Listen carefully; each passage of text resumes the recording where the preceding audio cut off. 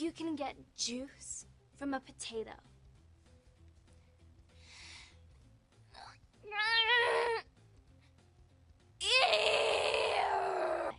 Is it possible for a teenage girl to drink water upside down? I'm thirsty. Like, bitch, this water bottle ain't nowhere near your mouth. It's not possible. And then this shit, bro. This is the creepiest. Like, look at this, bro. Like, they're like grown men writing this out and like, yes, yes, put the whole toe in your mouth. The whole toe in your mouth. And then, like I was saying earlier, like a lot of people don't think about this. It's like, that wasn't like, okay, one take, we're good, wrap it up. Like, these motherfuckers probably made these girls set sucking on her own fucking toes for like 6 hours. Oh, cut, we need a retake on that. All right, we gotta get it. You gotta suck harder. You gotta get, the more toes you can get in your mouth, honey, the better. Like, ugh, bro. Ugh. Like an enlarged nose. And they put this same nose on the costume. I can't defeat those! What are your special powers? You can't help but Like, bruh. notice that it looks like penis and testicles on my shoulders. Like, that's straight up just a cock and balls. You know what I mean? Like, it's just a cock and balls, bro. Well, like, how did nobody like say anything? This is a child playing this role, and he's You know what I'm playing saying? it. Like, that's the crazy part about it. Is like nobody said a goddamn thing, and then like, Pickle boy likes to. you may or may not believe it or not, this dude was actually arrested for like fucking child forcible penetration and shit. I mean, I don't know what would give you that idea if you watch Likes this. to hurt and tease Pickles. Why the what? Hello? Anyone? I gotta get something to eat.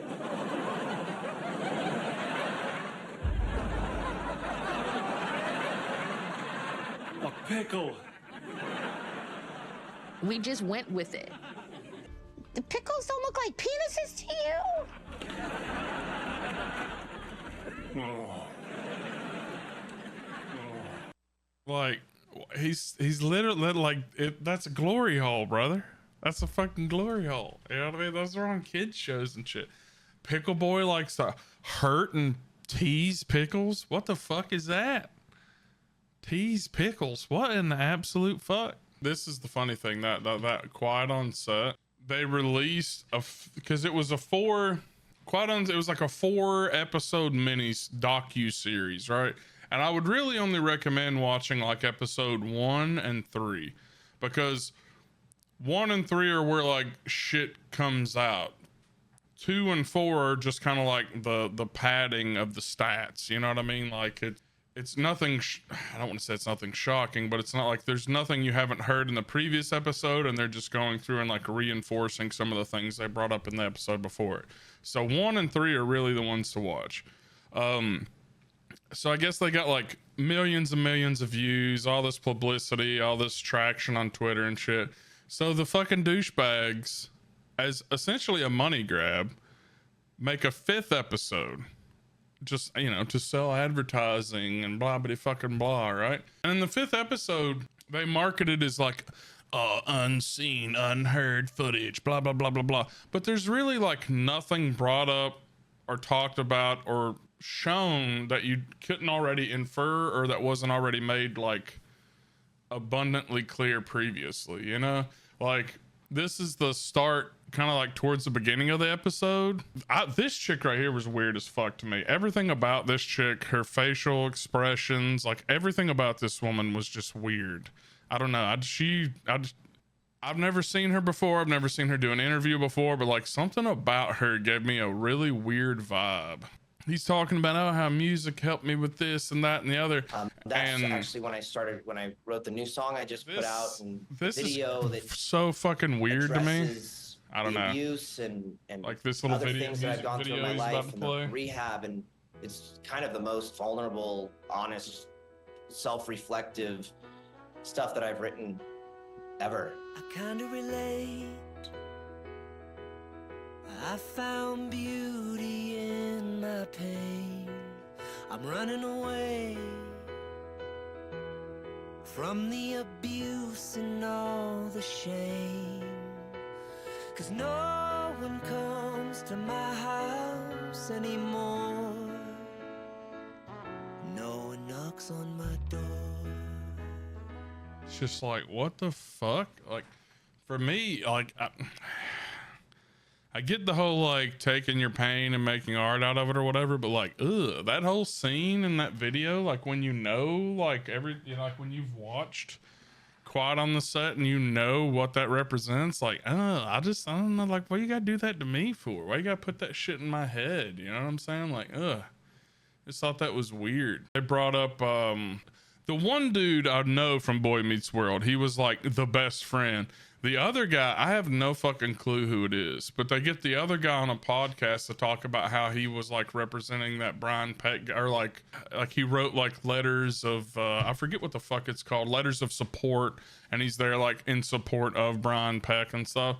Like, this is his like explanation of like what happened from his angle and why he was there. Because like they go to court, it's like Drake Bell, his mom, his brother. And then it's literally like 40 fucking Hollywood stars, like Alan Thicke, motherfucking dudes from Boy Meets World, like all this shit, you know? And like they can look and see like, oh, I'm at court, I'm writing these letters of support for Brian, and why is the person who's putting charges against him, why is it a small boy? You know what I mean? Like, you can't figure that shit out. Like, you're enough of an adult to where you are capable of writing this letter of support. Okay, you might not know what crime he did, but you know there's a person who's been charged for a fucking crime, and you're writing a letter to hopefully show, get the judge to show them leniency. I don't know. I'd kind of maybe want to know what the fuck I was, writing a letter of support to. So like, this is his whole justification. He then asked us to support him and go to court with him. Yeah, Brian asked. Which a lot of us did. And we're sitting in that courtroom on the wrong side of everything, of course, having no idea of this, filled with child actors, to the point where the victim's mother turned and said, look at all the famous people you brought with you. And it doesn't change what you did to my kid. And I just sat there wanting to die, where it was like, what the hell am I doing here? Hearing from Will and hearing from Ryder, does it? But like, here's the thing for me, right? You might not have been a 30-year-old man at the time, but you're more than well capable of, I'm sitting in this courtroom, whether it was one time, whether it was 10 times, you can probably put, 2 and 2 together and realize what's going on. Why'd you stay?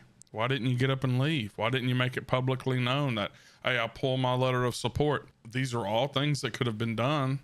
You know what I'm saying? That's the thing that frustrates me about a situation like that. Like, poor me. I was sitting in a courtroom, which I didn't know why we were there. And then we were on the, looking back on it now, we were on the wrong side of things. And then like, his mom looks over and says, oh, you did all this to my son, blah, blah, blah, blah, blah. And I was like, oh, I felt so bad. Why didn't you do anything? Why didn't you get up? Why didn't you switch to his other side? Why didn't you like, say, try to like, Judge, I would like to, recant my letter of support. Like, there's a million different things you could do in a situation. Even if you're a 16-year-old fucking kid, like, have a fucking backbone. Change at all how you think about that day now? I mean, no. Like, you know what I'm saying? Like, what the fuck did that dude say there? That would have made, because Drake Bell's the guy that all this happened to. He's the one who was like, man, when you read and like forcibly penetrated and this, that, and the fucking other, and like it's rough ass stuff. So like, why in the hell would Drake feel anything differently about somebody who's like, well, what the hell am I doing here? Like I didn't hear an apology there. I didn't hear, I'm sorry for everything that happened to Drake. I apologize that even though I was under a misconception of what the situation was, I still, put my name on a letter of support that may have helped, him receive leniency in a situation where he obviously shouldn't, blah, blah, blah, blah, blah. You don't hear anything like that. You just hear, oh, I felt so horrible. ball. Yeah, but you still set your fucking ass there the whole time. You know what I mean? Like, shit's so frustrating. They got talking about, which I've showed some of the other stuff. Like, there's a clip, I think I played it on stream a little bit, where like there's a doctor and he's in a room with like young girls, like they look like 12-year-old girls, right? And they've got their bare feet up, and this grown ass man is like rubbing their feet, and he's literally like, oh, feel how soft and smooth. Like, what the fuck? You know, like, it's just so weird. So they talked about some of the foot stuff, and like, he seems to say, again, this chick right here, she's so fucking weird to me. He seems to say, you know, with the lens of now, adults all these years later look back and say, oh, you know, that looks like it's sexual. That looks inappropriate. Is he just utterly wrong? It's one of those things. The foot stuff was crazy. I never liked the foot stuff. Never liked the foot stuff. He thought the foot stuff was funny. You're like, I'm a paid actor. Get it. I'm going to execute on the foot stuff. I just don't get that. Like, I just don't get this fucking woman. He seems to say, like, I'm an actor and I'm going to execute on the foot stuff. Like, what the fuck? Like these are literally people who are talking about their experiences as a child with, like, you know, what some would argue is a fetishist and their feet as a child, etc. And I'm like, going to execute on the foot stuff. What? Going to execute on the foot stuff. He like, seems to everything say, about this bitch on the foot stuff. Weirds me out. I don't like her.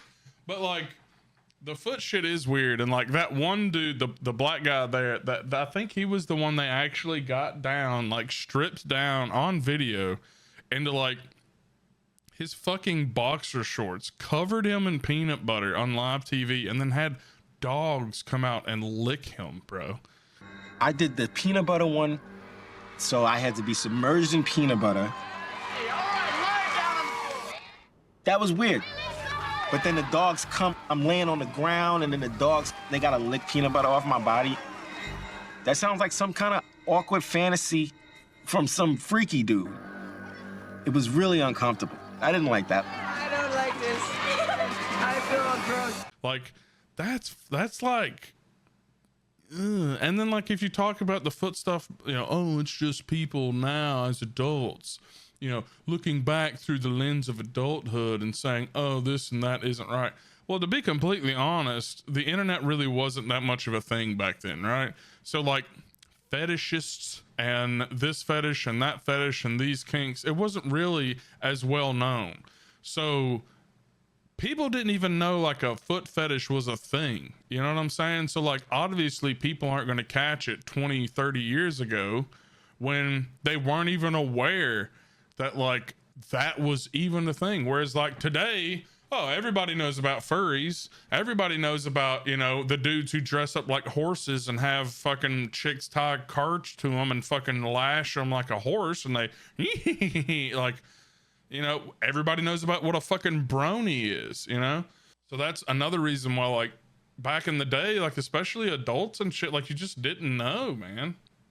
And then this is one, I'm a white dude, so maybe it's just me being a white dude and I don't see how like it's racist, because like whether it was a black chick doing it to a white girl, an Asian chick doing it to a black boy doing it to a South African fucking white dude, a fucking Japanese man doing it to a Brazilian, like for me, it's just, it seems disrespectful no matter what, no matter who or what. Whether it's a boy on this end, a girl on the other, a girl on this end, a boy on the other, what race, religion, like to me, it just seems like a disrespectful situation to put any child in, and or any person, I should say, in general.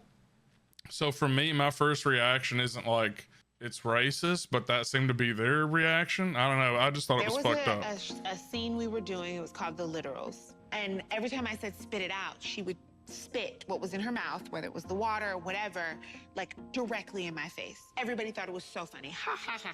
Everybody's laughing. Me, I did not find it funny. The third time, I was like infuriated. Like I was so mad that the director hurried and put me on the side of the set and was like, listen, Raquel, breathe in, breathe out, She's the star of the show. He said, don't make too much of a problem. I'm gonna ask her not to spit in your face. But you have to keep your cool. But see, like, for me, it's like, whether she was white, whether Amanda Bynes was black, whether it was a man or a woman, like, I feel as though anybody in that situation, right? That's not a good situation to be in, okay? But I also feel as like, this is the star of the show. This is Amanda Bynes. This is the Amanda Show, the Conan O'Brien Show, Late Night with Jay, whatever. It's this person's show. Last week with John Oliver or whatever. That person's the star. So obviously, I would think in any situation, whether you're a supporting actor, an extra, whatever, that is gonna, you know, hey, they're the star. I'm gonna ask them to try to do do things a bit different. I just need you to just calm down. For me, like, that's what a director's gonna say to somebody in a situation like that. If it's the star of the show, we'll try to correct the behavior, but also I need you to just chill. So for me, like, I don't see that being the problem, right? But like, I guess That's racist. and then just everybody else is like, Period. you know what I mean? Like, huh? Like, I kind of didn't get that one, because for me, it's like, no matter who you are, like, that just, nobody wants to have somebody spit in their fucking face. That sucks, right? Period. That's like disrespectful and shit.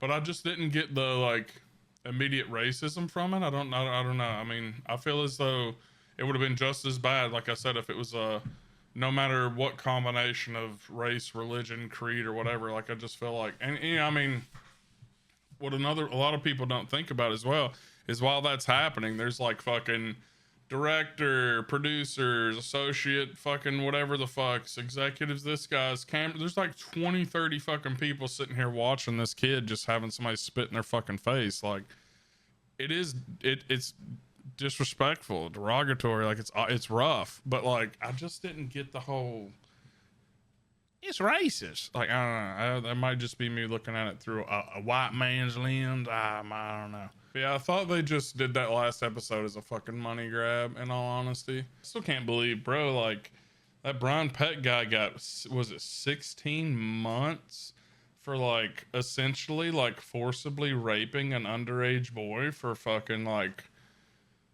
a year? Like, what the fuck? Like, I mean, I just don't, that's crazy. That's crazy. Like, I just, that does not seem right. Like, how a fucking judge could sit up there and be made aware of all this shit and give somebody like, bro, they're motherfuckers that get more for, like, reckless driving. Shit rubbed me the wrong way. But yeah, if you ever wanted to watch it, I would only really recommend episode 1 and 3. 5's a complete and utter fucking waste of time.